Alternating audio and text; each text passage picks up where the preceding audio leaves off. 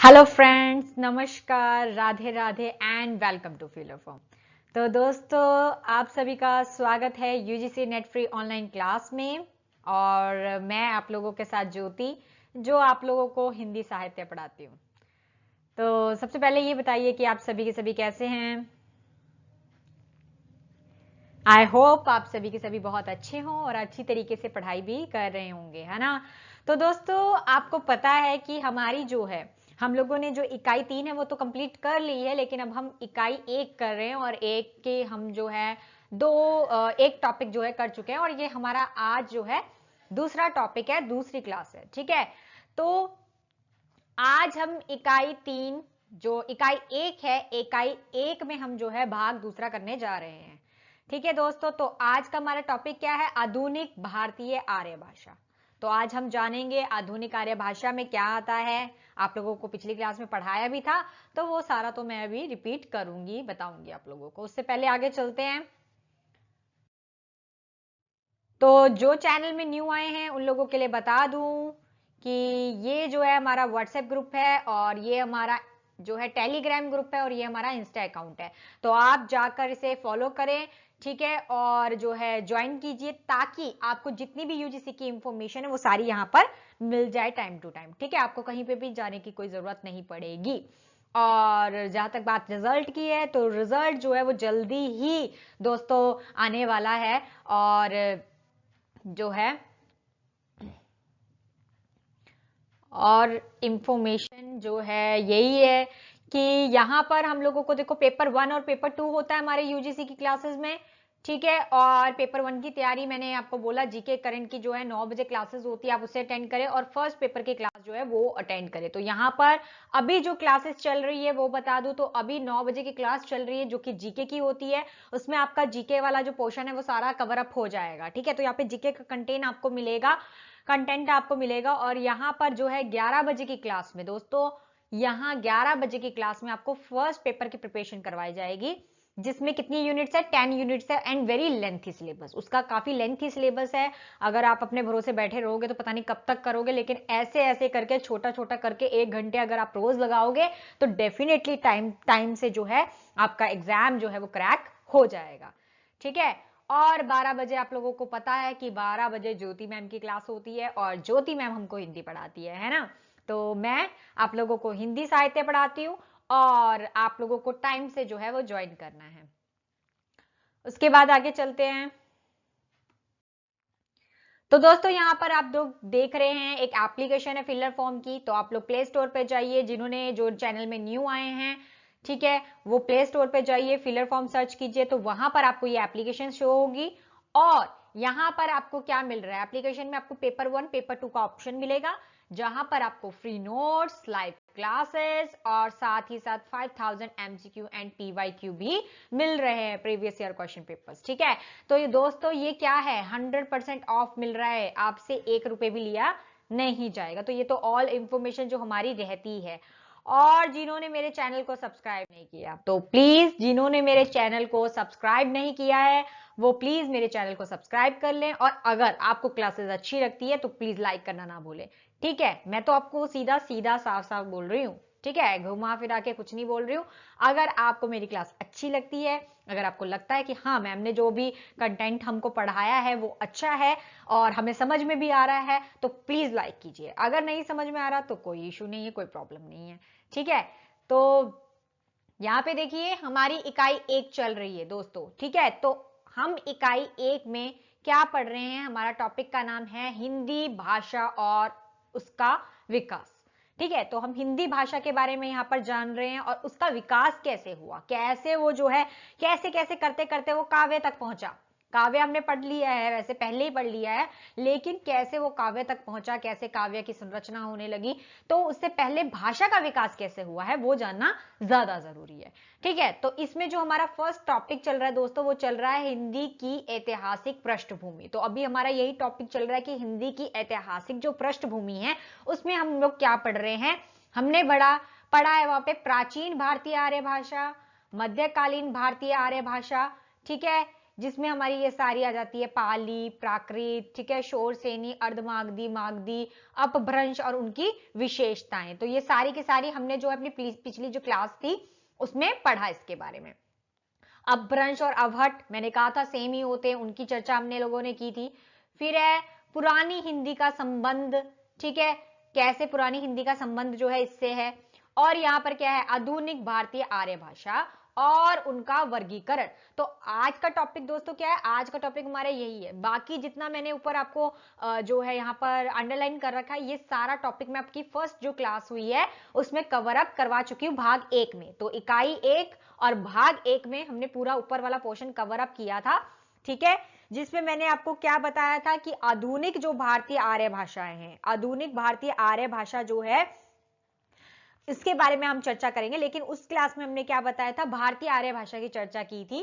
और भारतीय आर्य भाषा में दोस्तों हमने 3 बारे में बात की थी। कौन कौन से हैं, अगर याद है तो कमेंट सेक्शन में कमेंट कीजिए। भारतीय आर्य भाषा कौन कौन सी है, कमेंट सेक्शन में कमेंट कीजिए, जल्दी कीजिए कीजिए कीजिए, जल्दी फटाफट।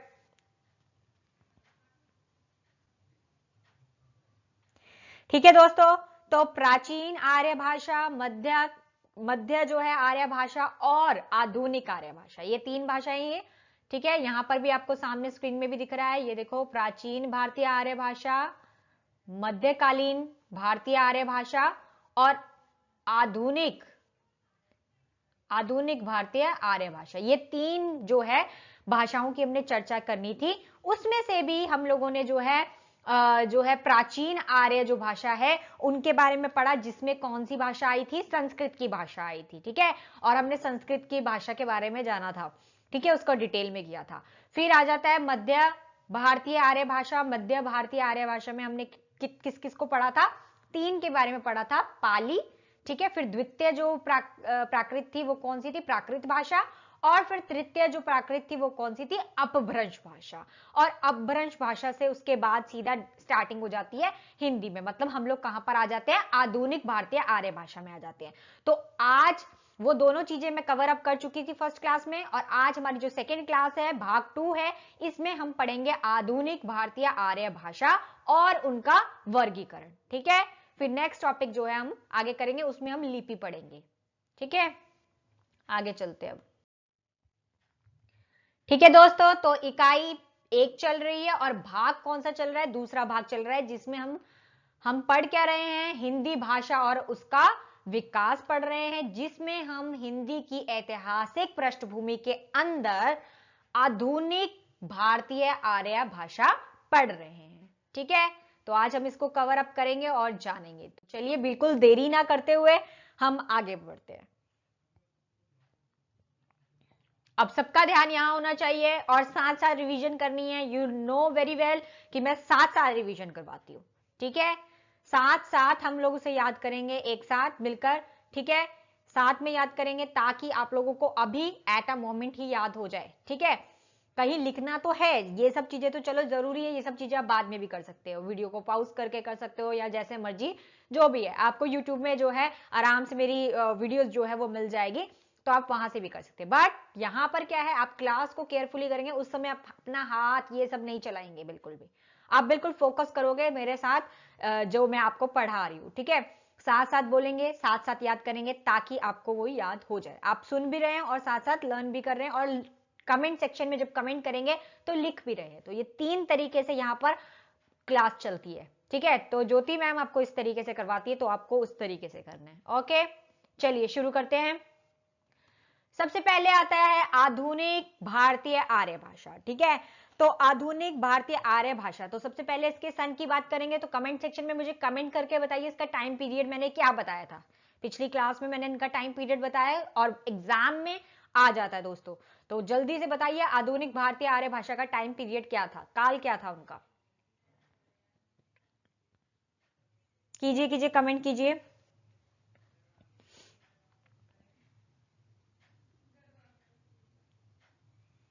ठीक है, तो दोस्तों इनका जो टाइम पीरियड था वो था 1000, ठीक है, 1000 ईस्वी पूर्व से लेकर अब तक, 1000 ईस्वी पूर्व से लेकर अब तक का टाइम पीरियड किनका है? बहुत ही ज्यादा बड़ा हो गया, चलो कोई बात नहीं।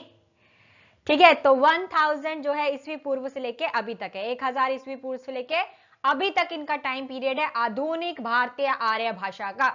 लर्न हो गया? आगे चलते हैं। आगे देखिए कि इनका जो है आधुनिक जो भारतीय आर्य भाषा है उनका विकास किससे हुआ है? अपभ्रंश से हुआ है। अपभ्रंश भाषा से जो है इसका जो है अपभ्रंश से जो है इसका उद्भव हुआ है। तो भारतीय आर्य भाषा, और ये प्रश्न पूछ लिया जा सकता है आप लोगों से कि भारतीय जो आधुनिक भारतीय आर्य भाषा है, क्योंकि उसमें हिंदी का उद्भव हुआ, तो हिंदी का कनेक्शन सीधा किससे है? अपभ्रंश से है। ठीक है, तो अपभ्रंश से इनका जो है उद्भव हुआ है।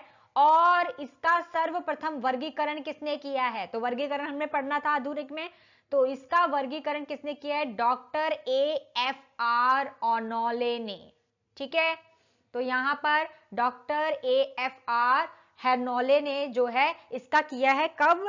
1818 पर, 1880 ईस्वी में उन्होंने जो है इसका वर्गीकरण किया था। तो ये प्रश्न भी बनकर आप लोगों के सामने आ सकता है, और यूजीसी में अभी तक तो नहीं देखा, बट आप लोग कर लीजिए, क्योंकि एक चीज याद रखिए कि अगर हम हिंदी भाषा और इसके विकास की बात कर रहे हैं तो ये बहुत बड़ा टॉपिक है, वेरी लेंथी टॉपिक, बहुत बड़ा टॉपिक है। बट यहां पर मैं आप लोगों के सामने इंपॉर्टेंट लेकर आई हूं, जो इंपॉर्टेंट है और यूजीसी के एग्जाम में से जिसमें से क्वेश्चंस बनकर आए हैं, तो वो मैं आपको साथ साथ बताती रहूंगी, और आप लोग नोट डाउन करना होगा तो कर लीजिएगा। ठीक है, बाद में पॉज करके जब आप जो है पूरा जो है लिख लोगे, रिटन कर लोगे कहीं पर, तब आप उसको जो है पॉज कर करके देख लीजिएगा कि मैंने कौन कौन से इंपॉर्टेंट बताए। मैं साथ साथ इंपॉर्टेंट भी आपको बताती रहूंगी। ठीक है, अब बात करते हैं वर्गीकरण का जो है काल क्रम अनुसार। तो वर्गीकरण का काल कैसे कैसे, क्योंकि ये प्रश्न जो है बनकर आ जाता है, तो ये यूजीसी के प्रश्न में आप लोगों से कैसे प्रश्न बनकर आएगा? इस तरीके से प्रश्न बनकर आएगा कि इनका जो है क्रम जो है इसको क्रम अनुसार रखिए कि किस तरीके से आधुनिक भारतीय आर्य भाषा को जो है वर्गीकरण जो है उसका किया गया है, और उसको जो है क्रम अनुसार रखिए। तो आपको ऐसे नाम दे दिए जाएंगे और आपको देखना है सही क्रम कौन सा है। ठीक है, तो सबसे पहले जो है इसका वर्गीकरण किसने किया था? AFR जो है हॉर्नोले ने किया था। उसके बाद डॉक्टर जॉर्ज ग्रियसन ने किया था। फिर डॉक्टर सुनीति कुमार चटर्जी ने किया था। उसके बाद डॉक्टर धीरेन्द्र वर्मा ने किया था। फिर भोलानाथ तिवारी ने किया था, और उसके बाद हरदेव बहारी ने किया था। क्लियर है? बिल्कुल सीरीज वाइज इसको याद करना है, ताकि एग्जाम में जब आ जाए और आपसे पूछे सही क्रम क्या है तो आप लोगों को पता हो। ठीक है, चलिए आगे चलते हैं। अब उसके बाद दोस्तों अब आ जाते हैं हमारे प्रमुख आधुनिक भारतीय आर्य भाषा की विशेषताएं। अब जो ये आधुनिक भारतीय आर्य भाषाएं हैं, इनकी विशेषताएं क्या हैं उनको भी जानना जरूरी है। ठीक है, तो उनकी विशेषताओं में सबसे पहले क्या आ जाता है? सबसे पहले आ जाता है यहां पर, ठीक है, सिंधी। तो सिंधी में क्या आ जाएगा? सिंधी में क्या है? सिंधी की लिपि क्या होती है? यहाँ पे लंडा होती है। ठीक है, तो ये अच्छा, इसमें क्या है, आपको लिपियां पूछ सकते हैं। ठीक है, इनमें वेरी इंपॉर्टेंट होती है लिपियां, और यूजीसी में प्रश्न जो है बनकर आ जाता है और आया भी है। पंजाबी का तो जैसे नॉर्मली है ही है, मेनली मैं बताऊंगी आपको कौन कौन से इसमें से आ जाते हैं। तो सबसे पहले तो यहाँ पे सिंधी का है, तो सिंधी का क्या है? लंडा जो है इसकी लिपि है, किंतु यह जो है गुरुमुखी और फारसी में भी लिखी जाती है। तो ये प्रश्न बनकर आ सकता है कि ये किस किस उसमें जो है लैंग्वेज में लिखी जाती है। तो आप लोगों ने याद रखना है कि ये जो है गुरुमुखी और फारसी में लिखी जाती है सिंधी लैंग्वेज, और इसकी लिपि कौन सी है? लंडा इसकी लिपि है। ठीक है, उसके बाद आता है लहंदा। ठीक है, लहंदा में क्या है? लहंदा का शब्दगत अगर अर्थ देखें तो इसका अर्थ होता है पश्चिमी। ठीक है, और ये प्रश्न भी पूछ के आ सकता है कि लहंदा जो है उसका शब्दगत अर्थ क्या है? तो ऑप्शन दे देंगे आपको कई सारे, तो इसका अर्थ क्या है? पश्चिमी। ठीक है, क्योंकि पश्चिम में है इस वजह से पश्चिमी जो है इसका नाम लिखा गया है। लहंदा के अन्य नाम भी है, पश्चिमी है, ठीक है, पंजाबी है, हिंदकी है, जटकी है, मुल्तानी है, यहाँ पे चिभाली है, पोठवारी है आदि। लेकिन इसमें से इंपॉर्टेंट है मुल्तानी। मुल्तानी आपसे पूछ सकते हैं, और ये यूजीसी के पेपर में आया भी है ये क्वेश्चन कि लहंदा का इनमें से कौन सा नाम है? तो 4 ऑप्शन दे रखे थे, उसमें से आंसर जो था मुल्तानी था। तो ये प्रश्न आ चुका है, तो इसे भी याद कर लीजिए साथ साथ, है ना, दोबारा रिपीट हो सकता है। तो क्या है, लेहन की जो लिपि है वो कौन सी है? इसकी लिपि भी क्या है? लंडा है। तो इसकी भी लिपि यही है, सेम। उसके बाद आता है पंजाबी। पंजाबी की लिपि कौन सी है? गुरुमुखी। ये तो सबको नॉर्मली पता ही है कि गुरुमुखी लिपि है पंजाबी की। उसके बाद आता है गुजराती। तो गुजराती की लिपि क्या है? गुजराती ही होगी, गुजराती की लिपि गुजराती है। और इसमें क्या होता है, शिरोलेखा नहीं लगती है। तो प्रश्न आया हुआ है कि ऐसी कौन सी जो है भारतीय आर्य भाषा है जिसमें शिरोरेखा नहीं लगती है, तो वो कौन सी जो है तो गुजराती है। ठीक है, तो शिरोरेखा याद रखना आप लोग कि इसमें शिरोरेखा जो है वो नहीं लगती। शिरोरेखा पता है ना, जो शब्द के ऊपर जो हम लाइन डालते हैं उसको कहते हैं शिरोलेखा। ठीक है, तो वो यहां पर नहीं लगती है। उसके बाद क्या है, मराठी। मराठी में कौन सी है? मराठी जो है महाराष्ट्र प्रदेश में बोली जाती है मराठी। जहां पर कौन सी प्रमुख बोलियां हैं? बोलियां हैं कोंकणी हो गया, नागपुरी हो गया, कोष्ठी हो गया, महारी हो गया। और इसकी लिपि कौन सी है? तो इसकी लिपि है देवनागरी लिपि। और देवनागरी लिपि किसी और की भी है, किसकी? हिंदी की। तो प्रश्न बनकर आ सकता है कि देवनागरी लिपि हिंदी के अलावा किसकी है? तो मराठी। या इस तरीके से आ गया कि मराठी के अलावा जो है देवनागरी जो लिपि है वो किसकी है? तो हिंदी की है। तो हिंदी और मराठी याद रखना, हिंदी और मराठी दोनों की ही जो लिपि है वो कौन सी है? देवनागरी लिपि। क्लियर है इतना? याद कर लीजिए साथ साथ। ठीक है, उसके बाद आता है बांग्ला। आज मैं आप लोगों के सामने ट्रिक्स भी लेकर आई हुई हूं। ठीक है, तो आज जो हमारा चार्ट होगा, जो हम बोलियां याद करेंगे, क्योंकि बोलियों में से मिनिमम जो है 3 या 4 क्वेश्चन तो पक्का बनकर आते हैं। तो उसमें से 3-4 प्रश्न बनकर आएंगे और मेरा मोटिव है कि आपको याद करवाना। इसलिए मैं थोड़ी 2-3 जो है 3-4 जो है आप लोगों के सामने ट्रिक्स लेकर आई हूं, ताकि आप उसको भी अच्छे से याद कर लें, आपको भूले ना वो। ठीक है, और पक्का उस ट्रिक्स को याद करना। और जब एग्जाम में बैठो, अगर वो प्रश्न आ गया तो प्लीज ज्योति मैम को थोड़ा सा याद करके, वो ट्रिक को याद करके पेपर में जरूर जो है अप्लाई करके आना। ठीक है, और फिर मुझे जरूर बताना जब क्लास होगी, तो मुझसे जरूर शेयर करना कि मैम आपने जो ट्रिक बताई थी हमने वो यूज किया और काफी वो हमारा आंसर जो है वो करेक्ट आ गया था, हम लोगों को सही था। ठीक है, तो बांग्ला क्या है? बांग्ला में कौन सी लिपि है? तो बांग्ला की जो लिपि है वो बांग्ला ही है। उसके बाद अगर असमी की बात करें तो असमी को असमिया भी कहा जाता है। ठीक है, और इसकी मुख्य जो बोली है वो क्या है? विशनपुरिया। इसकी बोली कौन सी है? विशनपुरिया इसकी जो है बोलियां है। तो ये भी याद कीजिए, क्योंकि ये जो है प्रश्न बनकर आ जाता है, वेरी इंपॉर्टेंट, और ये आ भी रखा है। ठीक है, तो इसकी मुख्य बोली कौन सी है? इसकी मुख्य बोली है विशनपुरिया। विशनपुरिया इसकी बोली है। ठीक है, तो ये याद कर लीजिए। ठीक है, अभी फटाफट, क्योंकि वेरी इंपॉर्टेंट है, ये प्रश्न आ चुका है, क्या पता रिपीट हो जाए, है ना। तो इस वजह से आप लोगों से याद कीजिए। आगे अगर लिपि की बात करें तो असमिया की लिपि भी कौन सी है? बांग्ला लिपि ही है इसकी। और याद रखिए कि बांग्ला और असमिया दोनों की लिपि कौन सी होगी? बांग्ला लिपि होगी। ठीक है, मराठी और हिंदी दोनों की लिपि कौन सी होगी? देवनागरी लिपि होगी। गुजराती की गुजराती है, पंजाबी की गुरुमुखी है। ठीक है, और जो है इसकी लहंदा और सिंधी जो है दोनों की लंडा जो है लिपि है। ठीक है, तो ये लिपि है। उसके बाद रह जाता है लास्ट हमारा उड़िया।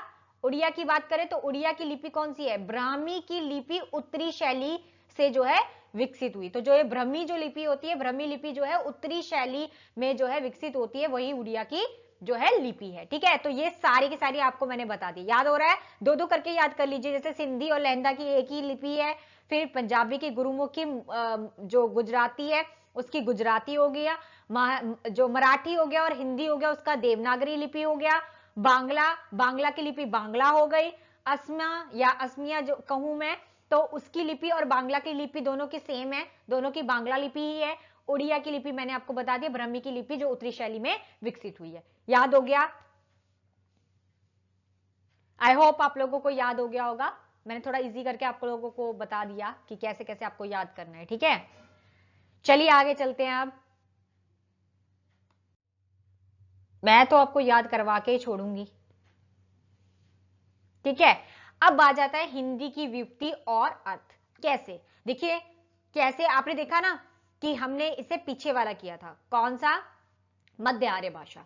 तो जब मध्य आर्य भाषा की थी तो उसमें हमने किसकी चर्चा की थी, जो है पाली की चर्चा की थी, प्राकृत की चर्चा की थी और अपभ्रंश की चर्चा की थी।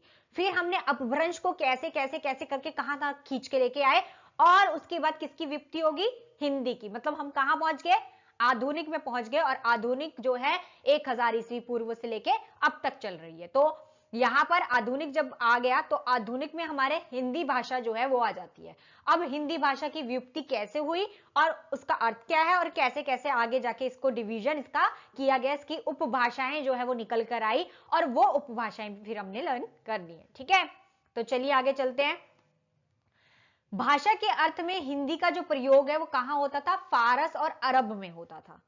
ठीक है, तो यहां पर कहां पर इसका होता था, फारस और अरब में इसका प्रयोग होता था। तो याद कर लीजिए फारस और अरब। तो ये प्रश्न बनकर आ सकता है दोस्तों आप लोगों के सामने। ठीक है, कि भाषा के अर्थ में हिंदी का प्रयोग जो है वो किस में कहां होता था, तो फारस और अरब में होता था। ठीक है, आगे चलूं, चलिए आगे। वर्तमान में हिंदी शब्द मुख्यतः निम्न अर्थों में प्रयुक्त होता है या हो रहा है। कौन कौन से अर्थों में, तो वो जानना जरूरी है। सबसे ज्यादा क्या है, हिंदी साहित्य के इतिहास ग्रंथों में, जो हिंदी साहित्य का इतिहास ग्रंथ है उसमें, यहां पे मैं आएगा, मैं लिख दिया, में हिंदी का जो अर्थ है, हिंदी का अर्थ क्या है, जैसे कि हरियाणा, हिमाचल प्रदेश, उत्तराखंड, दिल्ली, राजस्थान, उत्तर प्रदेश, मध्य प्रदेश तथा बिहार की भाषा। मतलब यहां पर सारी जगहों पर ज्यादातर हिंदी भाषा का जो प्रयोग है वो ज्यादातर हिंदी साहित्य के जो इतिहास ग्रंथों है उसमें मिलता है कि वहां पर इस भाषा का इस्तेमाल ज्यादा किया जाता है। ठीक है दोस्तों, इतना समझ में आ गया। और इसे पूरे क्षेत्र को ही क्या कहते हैं, हिंदी प्रदेश कहते हैं। इस पूरे क्षेत्र को क्या कहा जाता है, हिंदी प्रदेश। तो अगर आपसे हिंदी प्रदेश पूछा जाए तो हिंदी प्रदेश में ये सारी भाषाएं आती है जो आपको पता होना चाहिए। मतलब यहां यहां जो है हिंदी भाषा का इस्तेमाल जो है वो किया जाता है। हरियाणा में, हिमाचल प्रदेश में, उत्तराखंड में, दिल्ली में, ये देखो सारे आप देखोगे ना तो आसपास के इलाके हैं। एक बार अगर आप मैप खोलकर सामने बैठ गए तो मैप में तो आप एकदम से इसको पहचान लोगे। तो मैप में देखोगे तो बिल्कुल आसपास देखो, हरियाणा, हिमाचल फिर बिल्कुल पास है। ठीक है, फिर उत्तराखंड है, दिल्ली फिर बीच में आ जाता है। ठीक है, फिर राजस्थान, तो चलो राजस्थान है नीचे, फिर उत्तर प्रदेश भी ऊपर ही आ जाता है, फिर मध्य प्रदेश है, फिर बिहार है। तो सब ज्यादातर आसपास के ही हैं। तो आपको एक बार जब मैप खोल के देखोगे तो आपको पता चल जाएगा। तो एक तो ये चीज इन्होंने बता दी कि यहां यहां इसका इस्तेमाल होता है। और देखते हैं उसके बाद क्या है कि वर्तमान की अगर बात करें तो वर्तमान भारतीय साहित्य में हिंदी शब्द जो है वो भारतीय संघ की राजभाषा भी है। तो जो भारतीय संघ है उसकी राजभाषा भी है, पर कहां पर, तो अगर संघ की बात करें तो संघ की राजभाषा कौन सी है, देवनागरी लिपि। ठीक है, और देवनागरी लिपि में जो है हिंदी होगी भारतीय संविधान अनुच्छेद में 343। तो अनुच्छेद नंबर आपसे पूछ सकते हैं, तो अनुच्छेद आपको पूछेंगे कि किस अनुच्छेद के अंतर्गत जो है हिंदी साहित्य के जो ये है संघ की राजभाषा जो है उसको घोषित किया गया और उसको जो है डाला गया है अपने अनुच्छेद में। तो कौन सा अनुच्छेद है, वो 343 अनुच्छेद है, जिसमें संघ की राजभाषा देवनागरी लिपि जो हिंदी है उसे लिया गया है। ठीक है, बस इतना सा याद करना है आपको इसमें। उसके बाद अगर राष्ट्रीय भाषा के नाम का जो है ये यहां पे गलत लिख दिया। ठीक है, ठीक है, द्वयोत्तर आएगा यहां पे, रुकिए, ठीक है, ऐसा वाला आएगा, ये नहीं आएगा, ये तो घोतक हो गया। ठीक है, तो ये राजभाषा के नाम से यहाँ पे द्वयोत्तर जो है वो है। उसके बाद क्या है, हिंदी का जो है नवीन अर्थ अगर हम देखें, मतलब अगर नया उसका अर्थ देखें तो लिखित प्रयोग सर्वप्रथम सबसे पहले किसने किया, तो ये प्रश्न बनकर आ जाता है कि हिंदी का जो नवीन अर्थों में अगर प्रयोग देखें तो वो किसने किया है। तो किसका नाम बोलोगे आप लोग, कैप्टन, यहां पर आएगा कैप्टन। ठीक है, कैप्टन जो है टेलन, कैप्टन टेलर, कैप्टन टेलन आएगा यहाँ पे। ठीक है, यहाँ पे कैप्टन की स्पेलिंग सही कर लेना। कैप्टन टेलर ने किया 1812 में। ठीक है, 1812 ईस्वी में कैप्टन टेलर ने जो फोर्ट विलियम कॉलेज है वहां पर वार्षिक विवरण में इसका प्रयोग किया है। तो हिंदी का अगर बात करें कि हिंदी के नवीन अर्थों में या लिखित रूप में प्रयोग सबसे पहले सर्वप्रथम किसने किया है, तो आप बोलोगे कैप्टन टेलर ने किया है 1812 ईस्वी में फोर्ट विलियम कॉलेज के जो वार्षिक विवरण है, जो पूरा वर्ष का विवरण दिया जाता है, उसमें जो है इन्होंने प्रयोग में जो है हिंदी को लाए हैं, ठीक है, और वहां देखने को मिलता है। आई होप इतना क्लियर हो गया होगा आपको ये सारे पॉइंट्स। अब आगे आ जाते हैं इस चार्ट की ओर। तो आप लोगों को चार्ट दिख रहा है, इस चार्ट को तो भाई अच्छे से याद कर लीजिए। 4-5 क्वेश्चन मिनिमम, 3 to 4 क्वेश्चंस जो है वो इसमें से बनकर आ जाते हैं। तो बिल्कुल इसको याद करना है, और इसी की ही ट्रिक मैं आप लोगों के सामने भी लेकर आई हूं, ताकि आप लोग जो है इसे अच्छी तरीके से कर लो, ठीक है। एक बार बता देती हूं आप लोगों को। तो हिंदी की बोलियां, तो हम किसकी बात कर रहे हैं, हिंदी की बोलियों की बात कर रहे हैं, और हिंदी की बोलियां हम लोग देखेंगे कि क्या क्या इसमें है। तो सबसे पहले देखो, हिंदी की बोलियों को 3 भागों में विभाजित किया है। कितने भागों में विभाजित किया है, 3 भागों में, साथ साथ याद करेंगे। पहला आएगा शोर सैनी अपभ्रंश, ठीक है, अर्ध मागधी मगधी जो है अपभ्रंश, और मागधी अपभ्रंश, ठीक है, 3 बता दिया।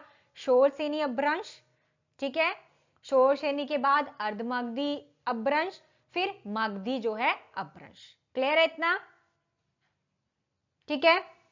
चले आगे, शोर सैनी अपभ्रंश। अच्छा, इसमें एक और चीज मैंने आप लोगों के सामने मैं क्यों ऐसा लेके आई हूं, ताकि आप लोगों को पता चले, कंफ्यूजन ना हो। देखो मैंने कलरिंग कर रखी है, अगर आप लोगों को दिख रहा होगा यहां पर, देखो पश्चिमी हिंदी में मैंने पूरा जो इसके पार्ट्स है, सब पार्ट्स है, जो इसके मतलब इसकी जो उपभाषाएं हैं, वो उपभाषाएं मैंने सेम कलर की है।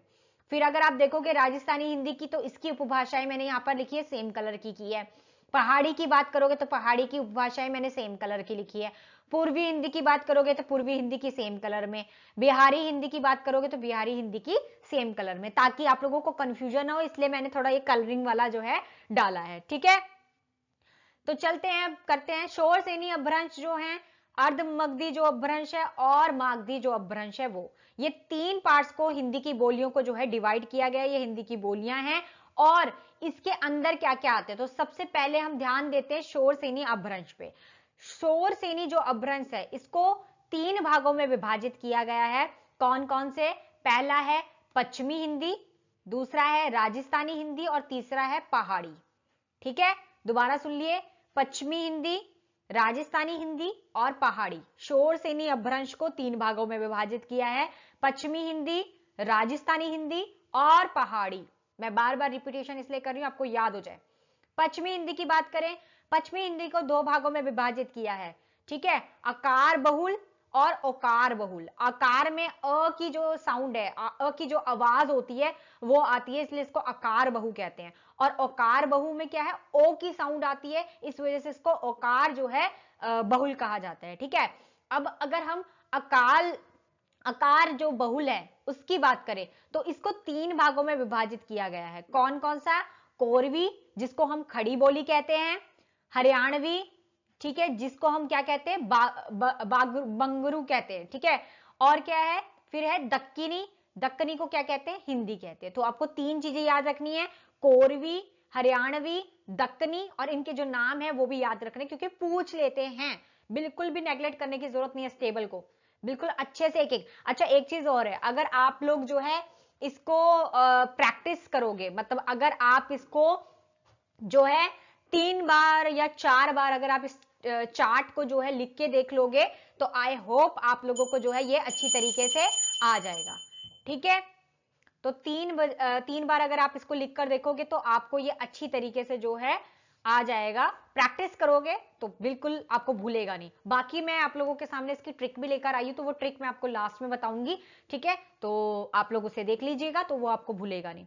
उसके बाद करते हैं ओकार। ओकार जो बहुत बहुल है उसकी बात करते हैं, तो उसमें भी 3 भाषाएं आती है। कौन सी, ब्रजभाषा, ठीक है, बुंदेली और कनौजी, ठीक है, ब्रजभाषा, बुंदेली और कनौजी, तो ये 3 भाषा इसके आते हैं। अगेन, शोर सैनी अपभ्रंश, पश्चिमी हिंदी, उसमें ओकार बहुल और आकार बहुल, ठीक है, ये दोनों आ जाते हैं। फिर आगे उसको 3-3 में डिवाइड है। अब आ जाओ राजस्थानी हिंदी में। राजस्थानी हिंदी में क्या आ जाता है, शोर सैनी, राजस्थानी हिंदी। आगे चलिए, उसको 4 पार्ट्स में डिवाइड किया है, जयपुरी, मारवाड़ी, मेवाली और मालवी, ठीक है। जयपुरी, मारवाड़ी, मेवाली और मालवी। ठीक है, इसकी ट्रिक भी बताऊंगी मैं आगे, वो देखेंगे।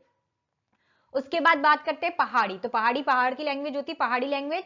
पहाड़ी लैंग्वेज के अंदर नीचे देखो कुमाऊनी और गढ़वाली। अच्छा, इसमें कहीं कहीं पे नेपाली भी दे रखा है, कहीं कहीं पे मतलब नेपाली जो है उसको भी पहाड़ी लैंग्वेज के अंदर ही जो है डाल रखा है। तो वो भी आप लोग जो है, मैंने लिखा नहीं है बट मैं बता रही हूं आपको, तो आप लोग याद कर लीजिएगा। अगर नेपाली आ जाता है तो आपको पता होगा पहाड़ी में आता है। ठीक है, तो कुमाऊनी और गढ़वाली। ठीक है, तो ये तो बात होगी किसके, शोर सैनी अपभ्रंश की, जिसमें 3 भागों में विभाजित किया है, पश्चिमी हिंदी, राजस्थानी हिंदी और पहाड़ी। पश्चिमी हिंदी को 2 भागों में विभाजित किया है, जिसमें 3-3 कैटेगरी में डिवाइड किया है। राजस्थानी हिंदी को 4 भागों में विभाजित किया है, पहाड़ी हिंदी को 2 भागों में विभाजित किया है, और नेपाली इसमें आप ऐड कर सकते हो। उसके बाद आ जाओ अर्ध मगधी अपभ्रंश। तो अर्ध जो मगधी अपभ्रंश है उसके अंदर आता है पूर्वी हिंदी। क्या आता है, पूर्वी हिंदी, जो पूर्व में बोली जाने वाली जो भाषा है, हिंदी जो बोली जाती है वहां पर पूर्व इलाकों में, उसे कहते हैं पूर्वी हिंदी। अब पूर्वी हिंदी के अंदर आ जाती है हमारी अवधी। अवधी तो देखो पूरी फैली हुई है, अवधी तो ज्यादातर, अवधी जो भाषा है उसका इस्तेमाल तो सबसे ज्यादा जो है किया जाता है। तो अवधी जो है, अवधी हो गया, बघेली हो गया और छत्तीसगढ़ी। तो ये 3 लैंग्वेज हमारी पूर्वी हिंदी के अंदर आती है। उसके बाद अगर हम बात करें मागधी अपभ्रंश की, तो मागधी अपभ्रंश में दोस्तों क्या आता है, मागधी अपभ्रंश में आती है हमारी बिहारी हिंदी। कौन सी हिंदी, बिहारी हिंदी आती है। और बिहारी हिंदी को 3 कैटेगरीज में डिवाइड किया है। इसकी उपभाषाएं वो कौन कौन सी है, भोजपुरी, मगही और मैथिली। मैथिली, ठीक है, तो ये 3 जो है वो बिहारी हिंदी के अंदर आ जाती है। क्लियर है, आई नो थोड़ा हार्ड है बट कोई बात नहीं, ट्रिक्स भी है, उससे आप याद कर सकते हो। और दूसरी चीज ये है, 3-4 बार इसको लिखो, लिखकर ये याद हो जाएगा। टेबल टेबल तो आपको रटा हुआ होना चाहिए बिल्कुल। ठीक है, चलिए आगे चलते हैं। आई होप क्लियर हो गया होगा। ठीक है, इससे देखो टेबल दोस्तों आप इस तरीके से भी कर सकते हैं, जैसे मैंने आप लोगों के सामने रखा हुआ है, तो इस तरीके से भी आप लोग कर सकते हैं इसको। बाकी आप इसमें अगर अपने आप से कोई ट्रिक बना सकते हो तो वो भी आप इसमें डाल सकते हो। ठीक है, 3-4 बार प्रैक्टिस कर सकते हो तब भी ये हो जाएगा आराम से। ठीक है, और ये देखो ये तो बिल्कुल हार्ड नहीं है। देखो अगर मागधी अपभ्रंश की बात करूं तो इसमें बिहारी हिंदी आ गया। बिहारी हिंदी को सिर्फ 3 कैटेगरीज में डिवाइड किया, तो ये तो ऐसे ही याद हो जाना चाहिए आपको, भोजपुरी, मगही और मैथिली, सिंपल। ठीक है, और अगर हम अर्धमगधी अपभ्रंश की बात करें तो इसके अंदर आ जाता है पूर्वी हिंदी, उसको 3 कैटेगरी में डिवाइड किया है, अवधी, बघेली और छत्तीसगढ़ी। सिर्फ 3 ही तो है। ठीक है, हाँ, जो शोर सेनी अपभ्रंश है ये थोड़ा लेंथी है, लंबा है। ठीक है, इसको आपको थोड़ा सा याद करने में टाइम लगेगा, बट बाकी 2 तो इजी हैं। तो 2 तो मैंने आपको सामने सामने ही बता दिया, भोजपुरी, मगही, मैथिली, अवधी, बघेली, छत्तीसगढ़ी। ठीक है, और यहाँ पे शोर सैनी को 3 पार्ट्स में डिवाइड किया। जब इसको अलग अलग करके याद करोगे तो शोर सैनी का भी आपको याद हो जाएगा। तो कोई डिफिकल्ट नहीं है, इसमें से 3 से 4 तक क्वेश्चन जो है, 3 या 4 जो है क्वेश्चन बनकर आ जाते हैं। सो इसको बिल्कुल नेग्लेक्ट ना करें, तो आपके 3-4 क्वेश्चन तो इसी में से बन जाएंगे आराम से इजीली। ठीक है, तो इस पार्ट में आपको ये फायदा है। चलिए आगे चलते हैं।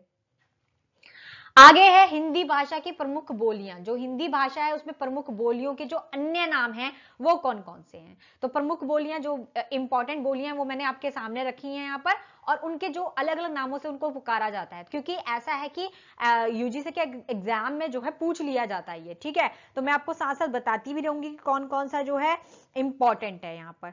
ठीक है,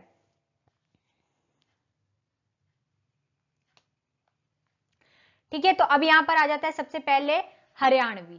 ठीक है, तो हरियाणवी जो है, हरियाणवी को किस नाम से जाना जाता है यहाँ पे, बगुरु और देशवासी। तो ये तो आपने नाम आई थिंक सुने भी होंगे, और ये इंपॉर्टेंट भी पूछ लिया जाता है।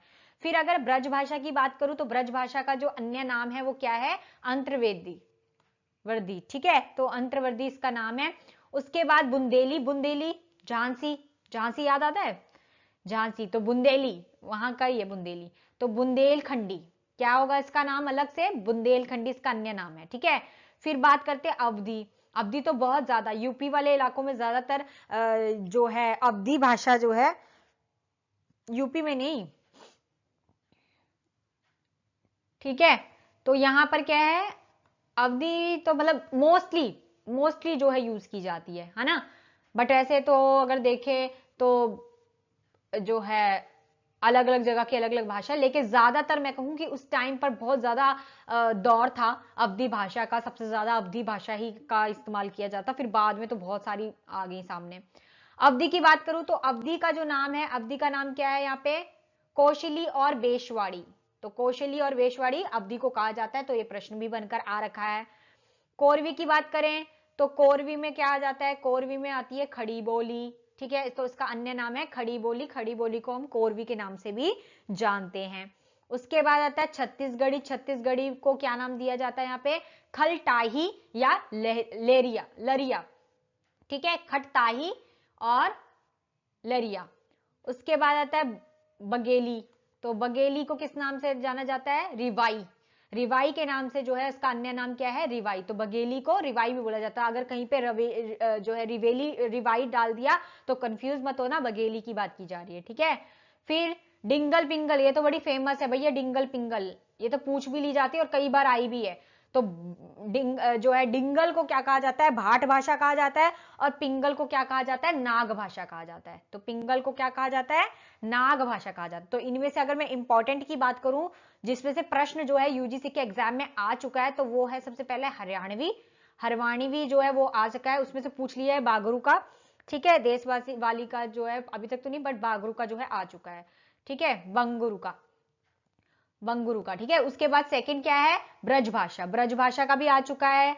उसके बाद अगर मैं बात करूं, उसके बाद सीधा आ जाओ अवधि पे। तो अवधि जो है वो इंपॉर्टेंट है, अवधि के ऊपर आ चुका है। 2 मिनट मैं इसको ना पहले रेज आउट कर लेती हूँ, फिर मैं टिक करती हूँ, तो शायद आप लोगों को इजीली पता चल जाएगा, ठीक है। तो हरियाणवी हो गया, ब्रज भाषा हो गया, उसके बाद अवधि, अवधि इंपॉर्टेंट है। अवधि के बाद कोरवी जो है, कोरवी में भी आ चुका है। उसके बाद छत्तीसगढ़, छत्तीसगढ़ी जो है छत्तीसगढ़ी में भी पूछ लिया। फिर है डिंगल और पिंगल। तो ये वेरी इंपॉर्टेंट है, इनमें से यूजीसी के पेपर में पूछ लिया गया है प्रश्न, तो रिपीट ना हो जाए इसलिए याद कर लीजिए। और बाकी तो करने वैसे तो सारे इंपॉर्टेंट होते हैं, ठीक है, पर फिर भी पढ़ना इन पे ज्यादा फोकस कर लेना। आगे चलते हैं, हिंदी की प्रमुख बोलियों के नामकरण करता। तो यहाँ पे जो नाम करता है, जिन्होंने इनका नाम दिया, इसमें हम डिटेल में नहीं पढ़ेंगे, ठीक है, कि इन्होंने कैसे और कब दिया नाम और कैसे कैसे दिया, तो वो सारा तो नहीं पढ़ेंगे, लेकिन ये पढ़ लेते क्योंकि इसमें से प्रश्न बन जाता है कि ये बोली जो है किसने इसको ये नाम जो है, ये बोली का नाम जो है किसने दिया, ठीक है। तो इनके हिंदी की जो प्रमुख बोलियां हैं उनके नाम करता कि इन बोलियों का नाम किसने दिया है। तो अगर पहली बात करें कोरवी की, कोरवी नाम किसने दिया है, तो कोरवी में नाम आता है राहुल जो है साकृत्यान जो है उनका नाम आ जाता है। तो राहुल साकृत्यान जो है उनका नाम यहां पर आता है कोरवी में, क्योंकि उन्होंने कोरवी जो है नाम दिया। फिर अगर राजस्थानी भाषा की बात करें तो ग्रियेसन नाम आ जाता है। अगर किसी को पता है पूरा नाम मुझे कमेंट सेक्शन में कमेंट करे। अभी ग्रियेसन का पूरा नाम क्या है, जल्दी कमेंट सेक्शन में कमेंट कीजिए। इतनी क्लासेस ले ली आपकी, आप लोगों को पता होना चाहिए, ये आप लोगों का काम है। चलिए बताइए, जल्दी कमेंट सेक्शन में कमेंट कीजिए।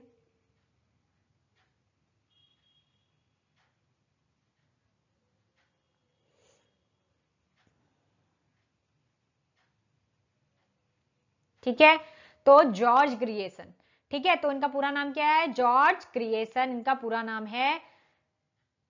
उसके बाद आते हैं डिंगल। तो डिंगल की बात करूं तो डिंगल, डिंगल जो है नाम किसने दिया, बांकी दास ने। बांकी दास ने डिंगल नाम दिया, डिंगल बांकी दास ने, याद कर लीजिए, वेरी इंपॉर्टेंट।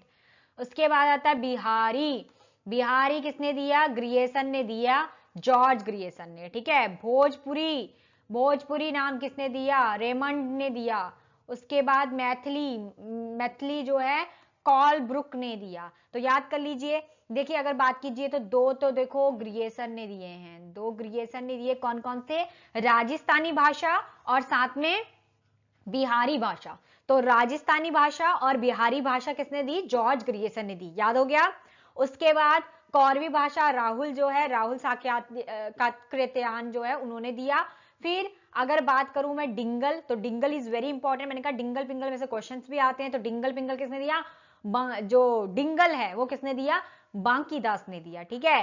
फिर अगर मैं बात करूं भोजपुरी की, तो भोजपुरी रेमंड ने दिया। रेमांड ने दिया। उसके बाद मैथिली की बात करूं तो कॉलब्रुक ने जो है मैथिली नाम दिया। क्लियर है? इस बोली का नाम जो है कॉलब्रुक ने दिया है। चलिए आगे चलते हैं। अब आ जाते हैं हिंदी के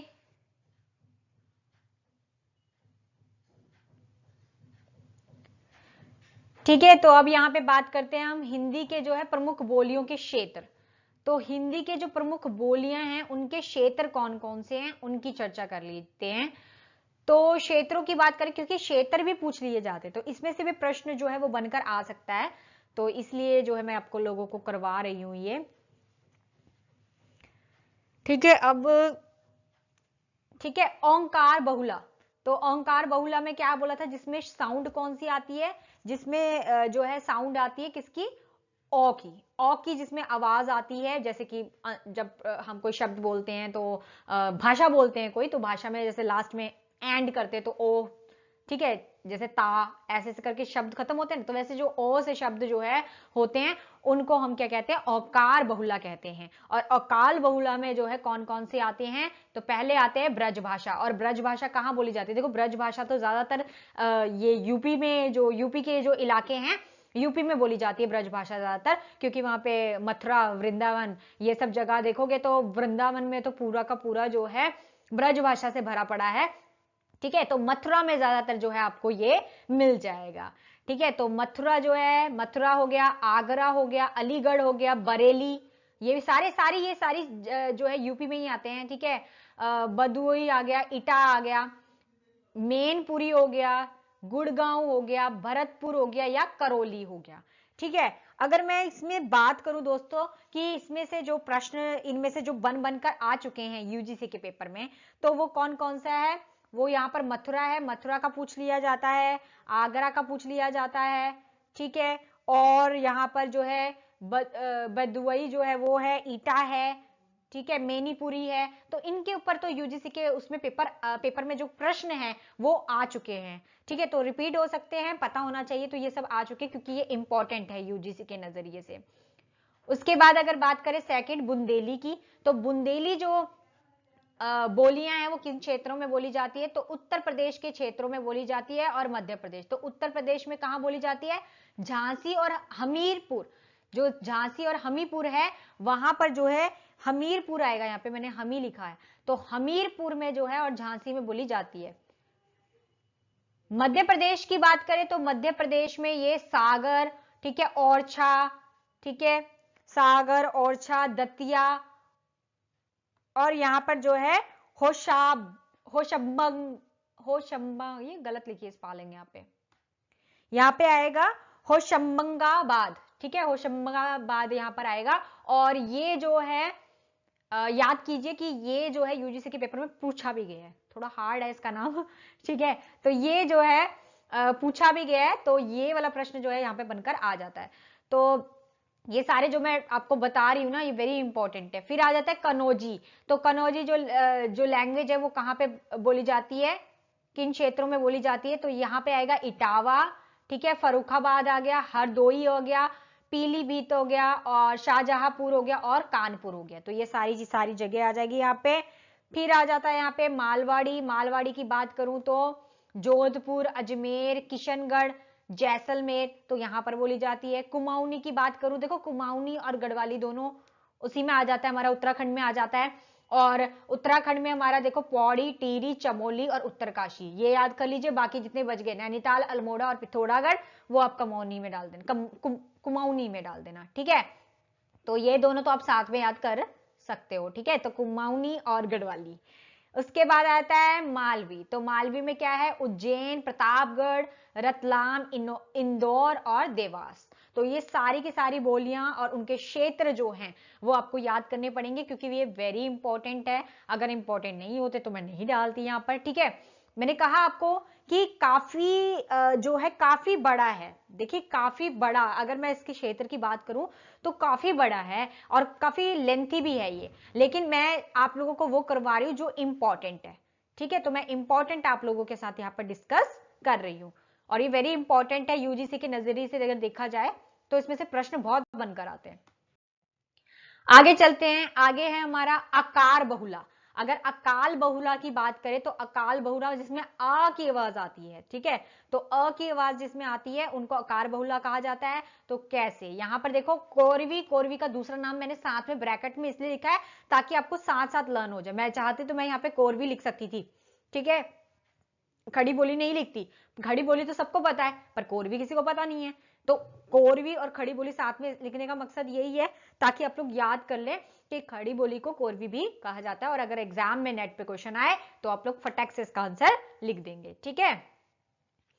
तो यहां पर देखिए कोरवी खड़ी बोली यहां कहां पे है, मेरठ और मुजफ्फरनगर, सहारनपुर, दिल्ली, गाजियाबाद, तो ये कौन सा वाला क्षेत्र हो गया, पूरा दिल्ली के आसपास वाला क्षेत्र हो जाता है, ठीक है। तो यहाँ पर कोरवी खड़ी बोली वाली भाषा जो है वो यूज की जाती है।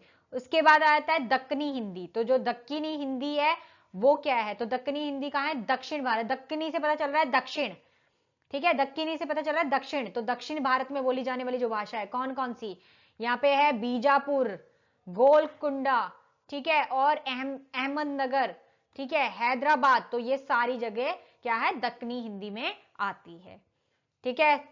ये तो याद करना पड़ेगा, ठीक है, तो मैं तो कुछ कर नहीं सकती इसमें, ये तो सारी लर्न करने वाली चीजें हैं, ठीक है दोस्तों। वैसी कोई चीजें होती, बाकी मैं थोड़ा बहुत आपका इजी करने के लिए ट्रिक्स लेकर आई हूँ, बट वैसे आपको याद करना ही पड़ेगा। फिर आता है उदासीन आकार बहुला। तो उदासीन आकार बहुला कौन सा होता है, उदासीन आकार बहुला वो होता है जिसमें कोई भी साउंड नहीं आती, मतलब ऐसे शब्द, ऐसी हम भाषा का प्रयोग करते हैं जो जिसका एंड जो है उसमें एंड में कोई भी साउंड नहीं है, जैसे ता से खत्म, ता पे खत्म होता है या आ पे, ओ पे, तो ऐसा कोई भी साउंड जहां पे नहीं आता वो क्या होता है, अपने आप में भाषा क्या होती है, उदासीन होती है। तो उदासीन आकार बहुला कहते हैं उसे। तो इसमें सबसे पहले आती है अवधि। तो अवधि भाषा कहां पर है, यहाँ पर अयोध्या, गौड़ा, ठीक है, बाराबांकी हो गया, उन्नाव हो गया, सुल्तानपुर हो गया, रायबरेली हो गया, ठीक है, इलाहाबाद हो गया, जौनपुर हो गया, मिजोरम हो गया, प्रतापगढ़ हो गया। तो ज्यादातर ये यूपी वाले जो प्लेसेस है वही यहाँ पर आ रहे हैं, ठीक है, सारे के सारे, ठीक है। तो ये जो सारे के सारे किसमें आ गए, अवधि में आ गए, तो यूपी वाले प्लेसेस ही अवधि में आ रहे हैं यहाँ पर। उसके बाद बघेली की बात करें तो बघेली में कौन कौन से आ रहे हैं, बघेली में जो है रीवा हो गया, जबलपुर हो गया, ठीक है, और क्या हो गया, मंडला हो गया, मिर्जापुर हो गया। तो ये सारे के सारे किसमें आ जाते हैं, बघेली में आ जाते हैं। आई होप आपको ये सारा का सारा क्लियर हो रहा है, ठीक है। तो ये तो आपको याद करने पड़ेंगे, इसमें तो कुछ भी कोई कुछ नहीं कर सकता, ठीक है। तो ये याद करोगे क्योंकि इनमें से प्रश्न जरूर बन के आते हैं, मैंने कहा ना कि प्रश्न आएंगे इनमें से।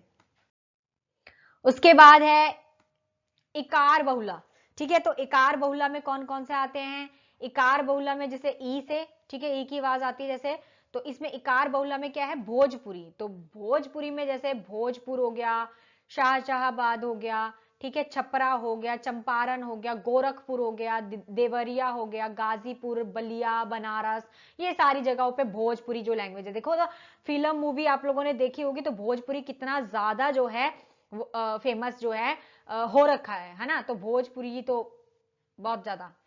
तो उसके बाद मगही जो है, मगही में, मगही कहाँ है, गया में, नालदा, ठीक है, नालंदा, ठीक है, और औरंगाबाद हो गया, नवादा हो गया, शाहानाबाद हो गया। तो ये सारा का सारा जो है मगही जो है उसके अंदर आता है। उसके बाद मैथिली की बात करें तो मैथिली में क्या है, मैथिली में हमारा क्या आ जाएगा, मैथिली में आएगा हमारा भागलपुर, भागलपुर, पूर्णिया, दरभंगा। तो ये सारा का सारा हमारा मैथिली में आ जाएगा। तो ये पूरा का पूरा कलेक्शन जो है आप लोगों को मैंने दे दिया है कलेक्ट करके, और आप लोगों ने अब इसे अच्छी तरीके से याद करना है। देखो अब इसे जैसे याद करना है वो आपकी मर्जी है, चाहे जिसको लिख लिख के याद होता है वो लिख लिख के याद करो, जिसे लर्न करके याद होता है वो लर्न करके याद करो, और जो बहुत ज्यादा दिमाग वाले स्टूडेंट्स हैं वो उसे ट्रिक से याद करो, और ट्रिक को याद कीजिए ताकि ट्रिक से आपको सारी की सारी एकदम से हो, ताकि आप एग्जाम में जब बैठे तो आप 2 मिनट में फटाफट ट्रिक लिखें और ट्रिक से आपको पता चल जाएगा, अरे अरे इसमें ये क्षेत्र थे और इसकी ट्रिक ये थी, और एकदम से आपको पता चल जाएगा, ठीक है। तो अब आपकी मर्जी आपको कैसे याद करना है। मैंने आपको अपना मटेरियल जो है इंपॉर्टेंट जो था यूजीसी के नजरिए से और जो नेट के एग्जाम में आता है तो वो मैंने आप लोगों के सामने रख दिया। तो आई होप आप इसे अच्छी तरीके से पढ़ेंगे। अब बात करते हैं ट्रिक्स की कि किस तरीके से और कौन कौन सी ट्रिक मैं आप लोगों के सामने लेकर आई, तो वो मैं आपके साथ शेयर करती हूँ। अरे मिसिंग हो गया क्या इसमें, मे बी शायद मिसिंग हो गया होगा, पता नहीं, कोई बात नहीं, मैं अभी चेक करती हूँ उसको। ठीक है, लेकिन उससे पहले चलो अपना प्रश्न ले लीजिए। प्रश्न क्या है आप लोगों का, देखिए प्रश्न है कि हिंदी भाषा की उत्पत्ति जो हुई है वो कहां से हुई है। तो कौन भी यहाँ पे मिसिंग हो गया, कोई बात नहीं, लेकिन आप लोगों को प्रश्न में बता देती हूँ कि हिंदी भाषा की उत्पत्ति जो है वह कैसे हुई है, किससे हुई है वो बता दीजिए। तो हिंदी भाषा की उत्पत्ति किससे हुई है, ये आप लोगों का प्रश्न है।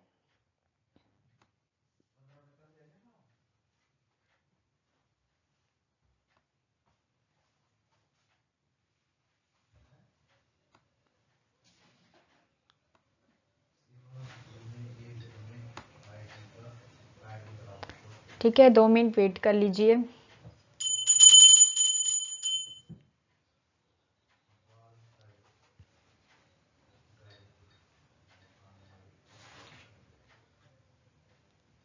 ठीक है, तो आप लोगों का प्रश्न क्या है कि हिंदी भाषा की जो उत्पत्ति हुई है वह किससे हुई है, कौन सी भाषा से जो है हिंदी भाषा की उत्पत्ति हुई है। तो ये आपका प्रश्न है, तो आप लोगों ने बताना है। ठीक है, तो इसका कमेंट सेक्शन में मुझे कमेंट करके बता देना, मैंने तो आप लोगों को सारा करवा दिया है, अब आपका काम है मुझे आंसर देना। ठीक है, तो आप लोग जल्दी से मुझे कमेंट सेक्शन में कमेंट करके बताएंगे। मैं देख लेती हूँ आगे है कि नहीं है। है है मुझे लगा छूट गया, पता नहीं मिसिंग हो गया, मैंने कहा पता नहीं कहाँ चला गया, कोई बात नहीं। तो है, आप लोगों के सामने दिख रहा है आप लोगों को, तो मैंने एक पेज में ही 2 डाल दी है सिंपल तरीके से। ठीक है, ज्यादा खिचड़ी नहीं पकाई। ठीक है, तो यहां पर देखिए, तो सबसे पहले है अर्धमागधी, तो मैं पहले बता देती हूँ आपको, रुकिए 2 मिनट। ठीक है, मैं थोड़ा सा पीछे से बैकग्राउंड से शुरू करूंगी तो फिर आप लोगों को थोड़ा अच्छी तरीके से पता चल जाएगा, है ना।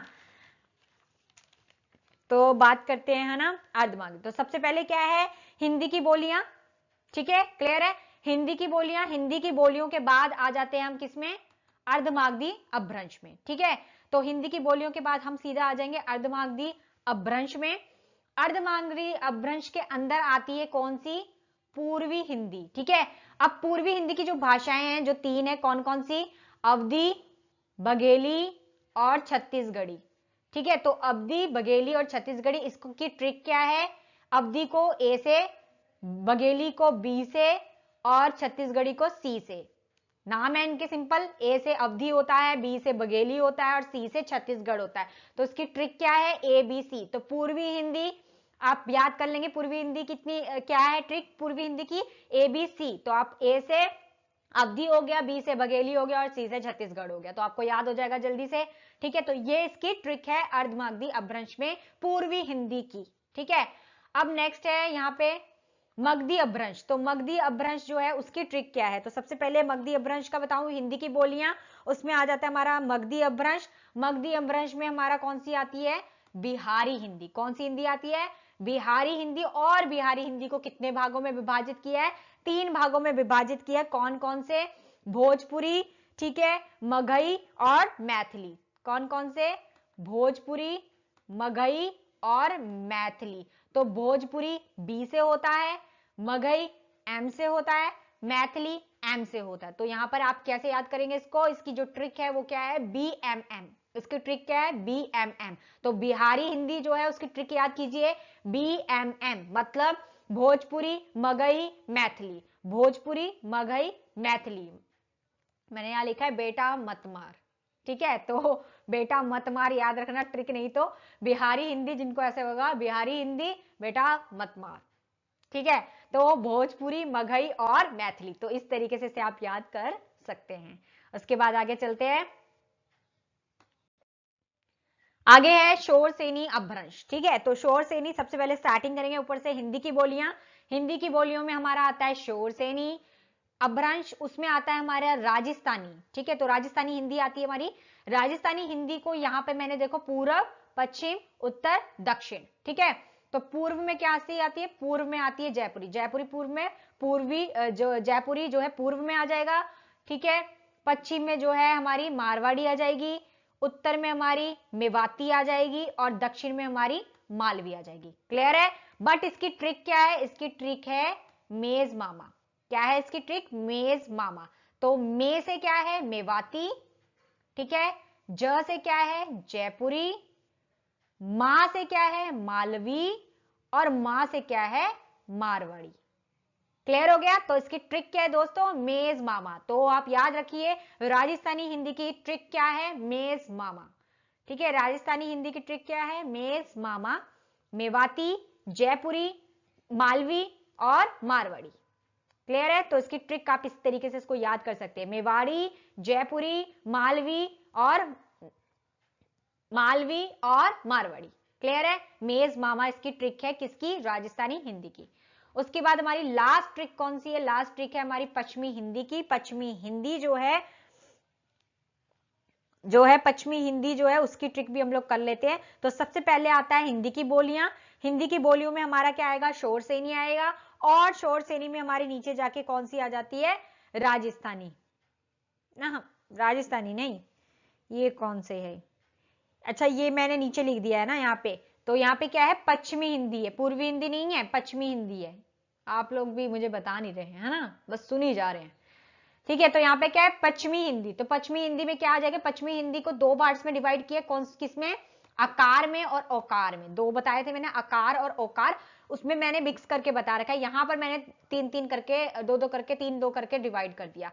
तो जैसे यहाँ पे बगुरु जो है वो हो गया, बागुरु हो गया, और यहाँ पे ब्रज हो गया, और बुंदेली हो गया, इसको मैंने क्या कह दिया, B3। ठीक है, और यहाँ पे कोरवी हो गया और कनौजी हो गया, इसको क्या कह दिया, K2 कह दिया। ठीक है, तो इसको की ट्रिक क्या है, B3 K2। ठीक है, तो जो पश्चिमी हिंदी है, पश्चिमी हिंदी की ट्रिक क्या है, B3 K2, B3 K2। B3 K2 क्या है, B3 मतलब बगरू, ब्रज और बुंदेली, और K2 मतलब कोरवी और कन्नौजी। तो याद कर लीजिए साथ साथ। ठीक है, और कुछ बताने वाली, ब्रज भाषा आपको पता है ना, यूपी में बोली जाती है। बुंदेली से झांसी की रानी, झांसी आपको याद आ जाएगा, तो बुंदेली उनकी जो कविताएं हैं उनमें भी आपको मिल जाएगा आराम से। ठीक है, और कोरवी, कोरवी को क्या कहा जाता है, कोरवी खड़ी बोली के लिए यूज किया जाता है, खड़ी बोली भी बोला जाता है ऐसे। हरियाणवी को बगुरु कहा जाता है, तो हरियाणवी या बगुरु जो है शब्द किसके लिए, हरियाणवी के लिए है। ठीक है, तो ये सारी की सारी, तो आई होप आप लोगों को क्लियर हो गई होगी ट्रिक्स। तो यही 4 ट्रिक्स है, छोटी छोटी है, इनसे आपको ये 4 चीजें थोड़ी इजी हो जाएगी, इस वजह से मैंने ये डाली है। बाकी टेबल की प्रैक्टिस कीजिए, because practice makes a man perfect. 3-4 बार बनाएंगे तो आई होप वो आपको अच्छी तरीके से रट जाएगा, और वो बहुत जरूरी है, मस्ट है, पेपर में आता है। सो आप लोग अब जितना भी मैंने बताया है ये सारा यूजीसी की नजर से वेरी इंपॉर्टेंट है, आप इसे पढ़िए अच्छे से। फिर भी कोई डाउट आता है तो जरूर मुझसे पूछिए। ठीक है, कमेंट सेक्शन में कमेंट कीजिए। तो दोस्तों बहुत बहुत थैंक यू आप लोगों का, और जिन्होंने मेरे चैनल को सब्सक्राइब नहीं किया है, जो न्यू है चैनल में, वो प्लीज मेरे यूट्यूब चैनल को सब्सक्राइब करें। और साथ ही साथ अगर आपको ये क्लास अच्छी लगी है और इजी भी लगी है और ट्रिक्स भी अच्छी लगी हैं, तो प्लीज जरूर इसे लाइक करें। ठीक है, और कमेंट्स तो आप लोग करते हैं, तो आप लोग इसी तरीके से पढ़ते रहिए अच्छी तरीके से, और इसी तरीके से जो है अपनी नेट JRF की जो है वो तैयारी कीजिए। तो आपका बहुत बहुत धन्यवाद। Thank you, bye, take care, have a nice day, Radhe Radhe.